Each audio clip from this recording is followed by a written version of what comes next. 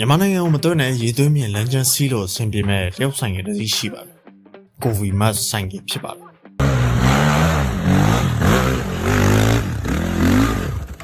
။တရုတ်ထုတ် Eurosport ဗန်ချာဆိုင်ငယ်တစ်စီးဖြစ်ပြီးတော့အဓိကယူကရိန်းနိုင်ငံနဲ့အာရှတစ်ဝိုက်ကိုတင်ပို့တာဖြစ်ပါတယ်။လမ်းကျန်းတောင်တက်မောင်းလို့ကောင်းတဲ့ဆိုင်ငယ်ဖြစ်ပြီးဈေးကလည်းဂျပန်ဆိုင်ငယ်တွေထက်တစ်ဝက်လောက်ရောပါတယ်။ဒါပေမဲ့ quality ကလည်းဂျပန်ကိုမမီပါဘူး။250 300cc အင်ဂျင်နှစ်မျိုးထုတ်ထားပြီး single cylinder 4 stroke ကိုအသုံးပြုထားပါတယ်။ upside down valve, EFI switches နဲ့ gear 6ချက်နဲ့ display တွေအသုံးပြုထားပါတယ်။တောင်တက်တောင်ဆင်းလမ်းညမှာတနင်္လာမိုင်80ဝန်းကျင်အမြင့်ဆုံးမောင်းနိုင်မှာပါ။ဈေးနှုန်းအပြင်ခုမြေမောင်ငွေဈေးနဲ့ဆိုရင်300ဝန်းကျင်ကျတယ်မှာဖြစ်ပါတယ်။ပေါ်မငွေဈေးနဲ့ဆိုရင်တော့30ဝန်းကျင်ပဲရှိမှာပါ။ကောလမောက်ကစားမှာဖြစ်ပါတယ်။